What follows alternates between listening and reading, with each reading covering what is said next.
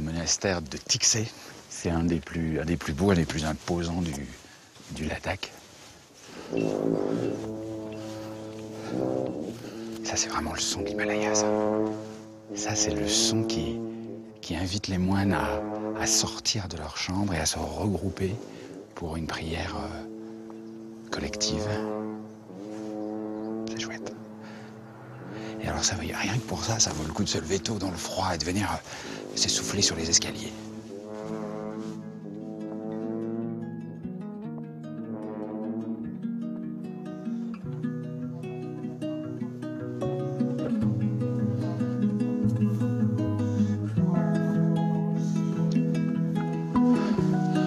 C'est haut. C'est haut dans un pays qui est déjà très haut, donc.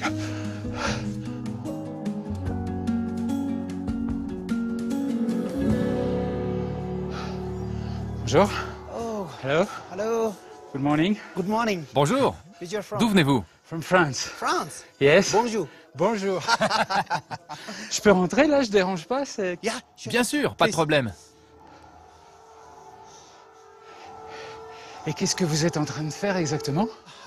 I'm doing, Je purifie tout ce qui est purifying ici, the spiritual things. tout ce qui nous So entoure. purifying the everything, and then, you see, C'est in parce the qu'il y a une temple, prière en ce moment, there's a prayer dans le going temple on. principal, So, a mandala prayer. la prière du mandala. Je viens de rencontrer Shamba. Il est moine ici depuis l'âge de 9 ans.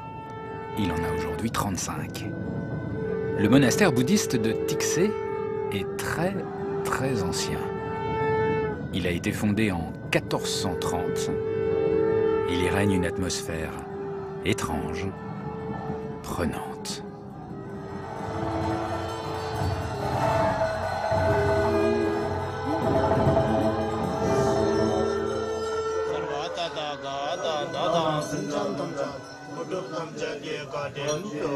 J'ai l'impression d'avoir changé de planète et d'époque aussi.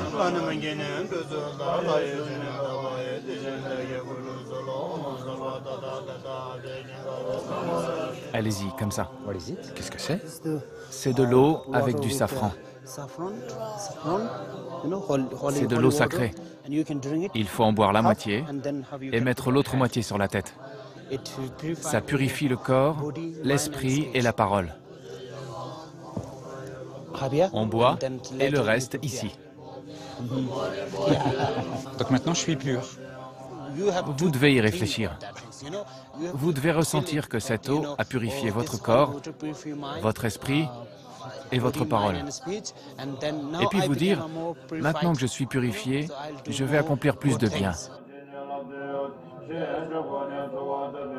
Mais vous priez pendant combien de temps là? D'habitude, nous avons une prière tous les matins qui dure 1h30. 1h30. Oui, pour la prière quotidienne.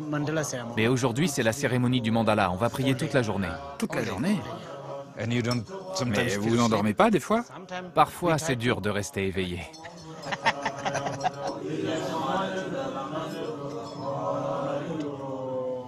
Merci. What is it? Qu'est-ce que c'est? Du thé avec du lait. Du thé au lait.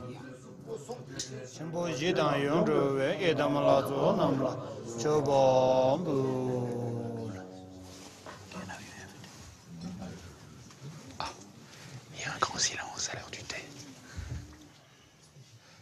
Et on entend juste le bruit des... On entend ça.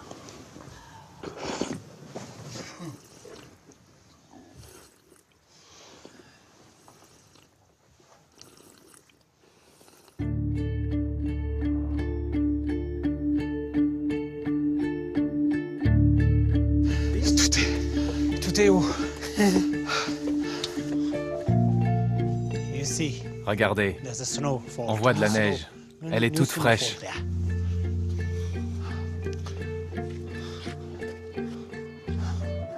Alors pourquoi est-ce qu'on construit toujours les monastères dans des endroits comme ça aussi inaccessibles, sur des pics?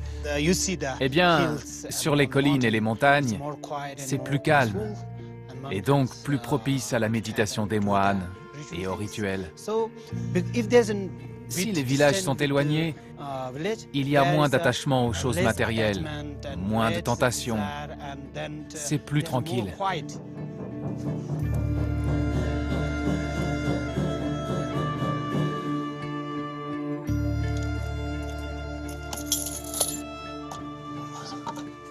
Ça a l'air bien fermé, là. Il y a des trésors là-dedans?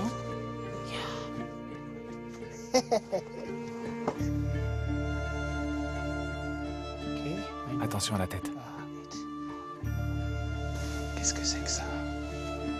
Ici, il y a 101 livres anciens, directement issus des enseignements de Bouddha.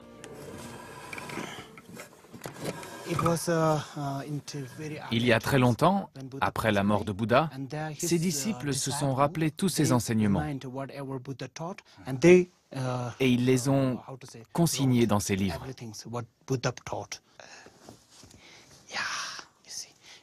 Chaque feuille de papier a été faite à la main. Ah, c'est du papier? Oui. Vous voyez? C'est un peu rêche. Je peux toucher? Oui. Et alors, qu'est-ce qu'il nous dit ici, Bouddha, par exemple? He says, Tombangila Zugmet, Romen, Tushimet, Tushinamen, Number Shabamen, Mikmet, Naomen, Name, Jemet, Lume, Ikmet, Zugmet, Tramet, Timet. Mainly his. Ah, ça parle principalement de l'impermanence des choses. Le temps s'écoule, heure après heure, jour après jour, année après année. On ne peut pas retenir le temps. C'est inutile de regretter le passé. Il est derrière nous.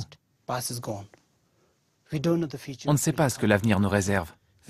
Alors, nous devons nous concentrer sur le moment présent et être positif dans le présent. Ce sont les enseignements de Bouddha et nous devons les étudier.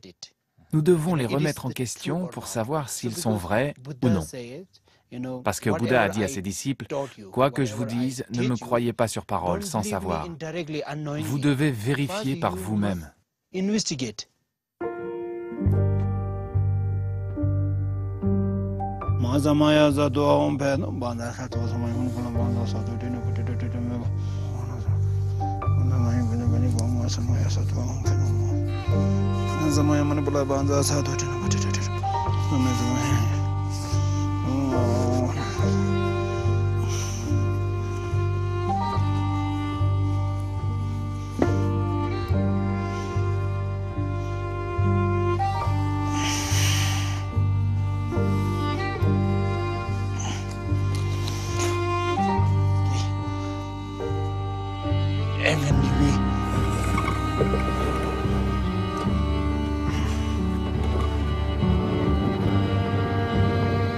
J'ai adoré ce petit moment de spiritualité avec Shamba.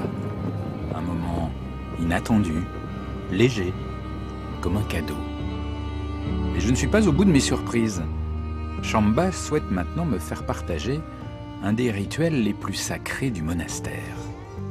Cela ne se produit que 3 fois par an, la confection du mandala.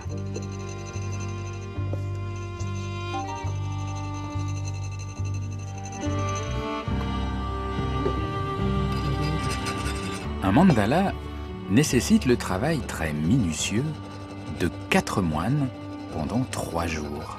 3 jours penchés sur leur œuvre, avec entre les doigts le shakpour. Cet outil qui permet de déposer le sable coloré, presque grain par grain.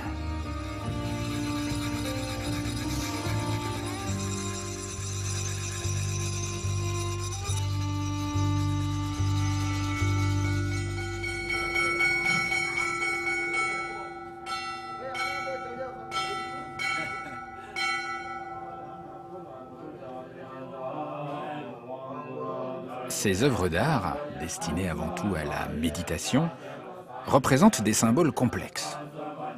Et je comprends qu'il faut avoir été moine pendant très longtemps pour réussir à les déchiffrer.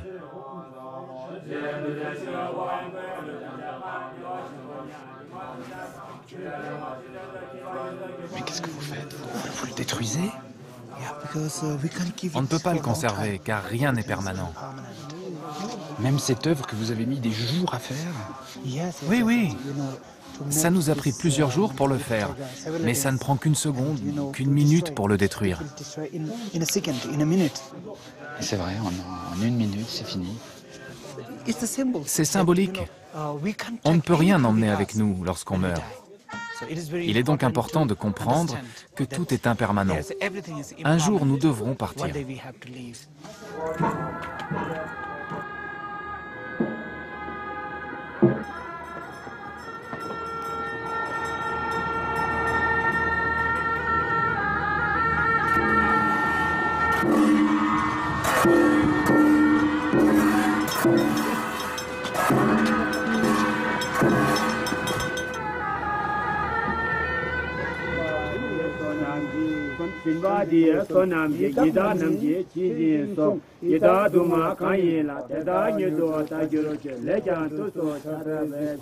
Pourquoi vous jetez le sable à la rivière?